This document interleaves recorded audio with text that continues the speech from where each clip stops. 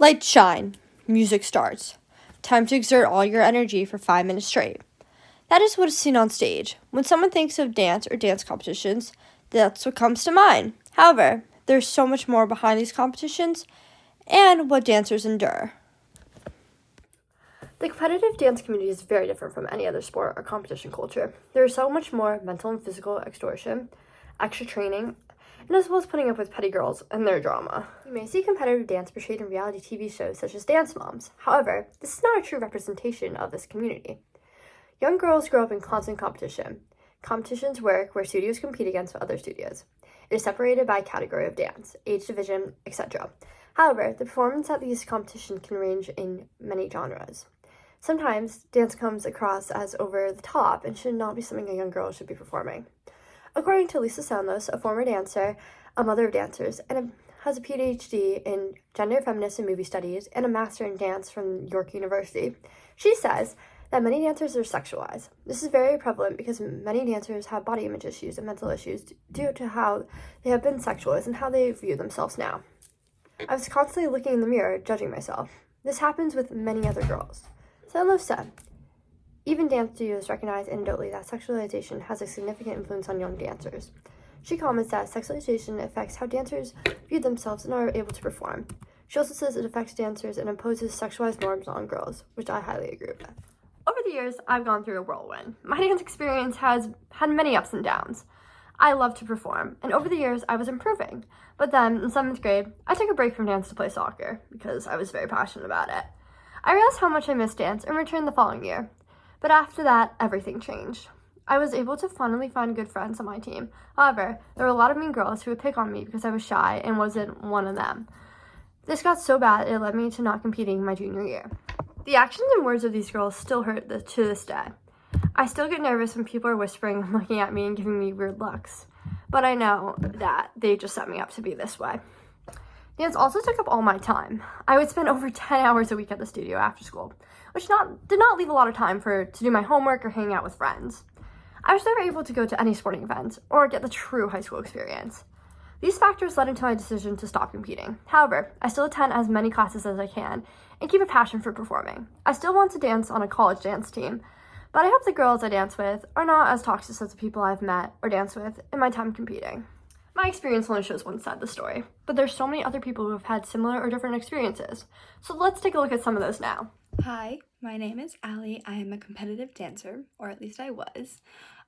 I started dancing when I was 5 years old, and I've been competing ever since this year because it's my junior year and I kind of wanted to focus on my tests.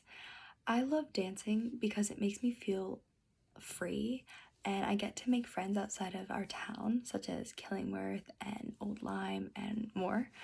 I started competing at the age of 6, so a year after I started. I don't really know why I started, but I'm glad I did because it has made me push myself, learn new steps, and go to competitions. I feel that there are benefits to going to dance because you can let all the emotions out in your dance. Whether that's happy or mad or you're sad, like you can just let it yourself go in dancing. There are points where I didn't feel a part of the team, but my team members assured me that I was. And when I felt this way, I showed it in my dancing. Like I showed my emotions and stuff. I am not currently competing because, as I said, I want to focus on junior year tests. But I do think that I will go back to competing next year, my senior year. I just can't wait to go back to competing. I think that teachers treat everyone very fairly. I also think that they keep a mental note of what skills specific dancers can do or are really good at, because then those dancers can demonstrate it very well to the class. Sometimes I feel like I get compared to other dancers, but not often at all. And this year I'm the oldest at my dance studio, so I don't really feel that anymore. Hi, my name is Leah. I started dancing when I was 2 years old. I love dance so much because it has connected me to so many people I wouldn't have met through dance, and I'm so thankful for all of them. and I can express myself through dance and embody my emotions through it. So love that. And I started competing after my 5th year of dance, and I started doing that because everybody I knew on team was very put together, professional, and talented, and I wanted to be like them. So yeah, growing up as a dancer, I've always wanted to perfect my moves or turns or specifically dances, and just get recognition and just try to climb up to the top, or not really that, just like be the best I can be. And that can definitely affect your mental health if you don't get what you wanted, or if you get in trouble because you weren't on time or you haven't been going to dance. It's very stressful.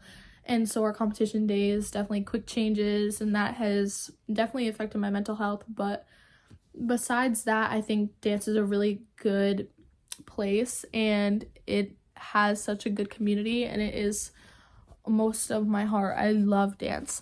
And that is why I'm still currently doing competition dance.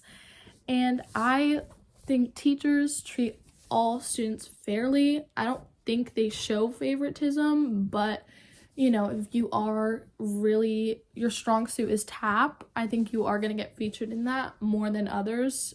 And if you're not so good at lyric, I think others will be more featured in classes and pieces. I do feel compared to dancers, but I think that's just a widespread thing. I think people don't say it out loud or anything. I think it's just a mental thing, oh, that dancer's so good and my dance is not so good. I don't think I'm gonna do well in the competition. But I think that other dancers are on other levels, and that doesn't make yourself bad. Well, interviewing these dancers, I asked them if they believe Dance Mom to compare it to actual competition dance. This is what they said. Dance Moms is not a realistic portrait of a competition dancer's life, at least at my studio. Most times, if not all times, you're put into the same dance for the whole season. You don't get a different dance every single week. We don't learn a dance every week, and the next week we learn a new dance, and so on and so forth. We learn the same dance and clean it throughout the whole season up until May when the recital is. We do not have more than 6 competitions a year, and they don't start until February, whereas I'm pretty sure Dance Moms started in I don't really know, but they had one almost every weekend. We don't get chosen for a solo. We get to choose if we want a solo. We can sign up for it, and there are certain requirements at my studio. If you do want to have a solo, you have to go to dance workshops, and they're most times in New York, which is another reason why I don't do a solo. We got to dance even if we didn't have a solo or not, which I see is very, very fair. I'm Allie, and I'm a competitive dancer. In my opinion, no. Competition dance is sometimes stressful, but there is usually not any fights like you see on Dance Moms. There's so many people are kind, and dance teachers are always supportive, no matter if you know them or not. They always help, and moms don't fight how they fight on Dance Moms. Some moms are usually even best friends too. But why doesn't Dance Moms compare to actual competition dance? Let's look at some fun. Get in here with those fabulous tans. Come on, come on.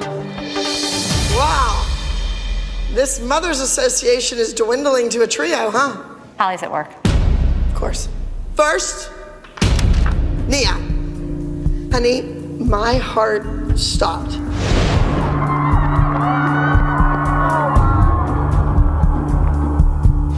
You guys always think I'm the bad guy, but I don't want any kid, even if it's not my student, to stop. I just don't want it to happen again, and I don't think it should have happened in the first place. You're better than that. Moving on, Mackenzie. Mackenzie, there's some things to approve on. Next, I have Brooke. I thought you did a great job. And next, we have Chloe. Chloe, the solo was excellent. However, the trio was a little shaky. Next, Paige. Paige, you worked through the pain in your feet, even in the dressing room. When you should have had those feet up and icing them, you were doing the dance over and over. All right, at the top of the pyramid, Maddie, I challenged you to see if you could stay there for 3 weeks in a row. In this clip, Abby Lee Miller, the dance teacher, is ranking the girls on the pyramid. This episode starts off ranking the girls from the competition the week before. As the pyramid progresses, the dancers are better and had a better performance than the lower dancers on the pyramid. Maddie, the star and dance favorite, is of course always on top. This is very cruel and critical, and something real dancer teachers would never do. You never want to compare your students. You want to build them all up and make sure they seem the best. However, Abby Lee Miller is a very harsh dance teacher who ranks her students and pushes them a little past their limits just for dramatic effect on the TV show. Now, let's look at a clip from Season 8, the most recent season of Dance Moms that premiered in 2019. Eliana was third, and I watched Eliana, and Eliana was good. So right now I'm worried that I didn't place at all. Great. Now, our first and our highest score, with a score of 300 points. That's a perfect score.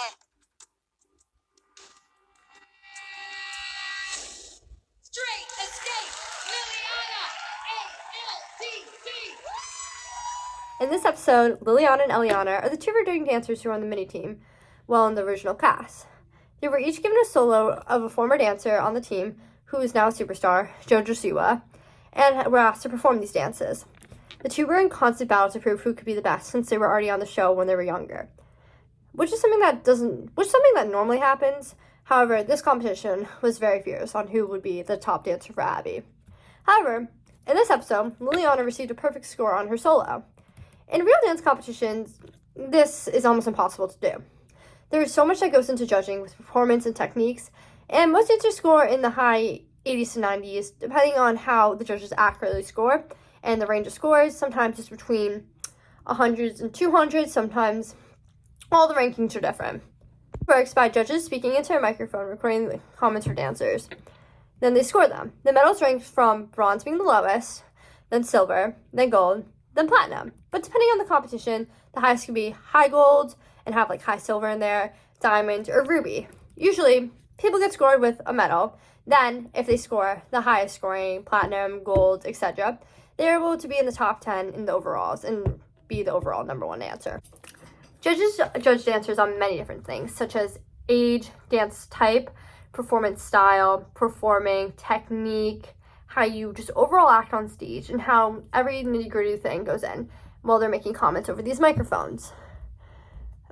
Usually the top 10 have very high scores. However, none of these are a perfect score because it's fairly impossible to be perfect. This shows the fantasy of dance moms because they want to make their dancers look good and seem in the studio the best. However, this is not achievable for real dancers. And the judging is not correct, and it's unfair to not show real judging in the show. Competing in dance affects each dancer differently. There are many mental tolls that dancers take on, but some come out on top and some come out depleted. People do not really understand all the struggles because of the perfection seen on Dance Moms, but this is shown to be fake and not relatable to real dancers. I hope people learn the real life of dancers and to help them understand who they are as people and how dance has affected them in their life and either change them for the good or the worse.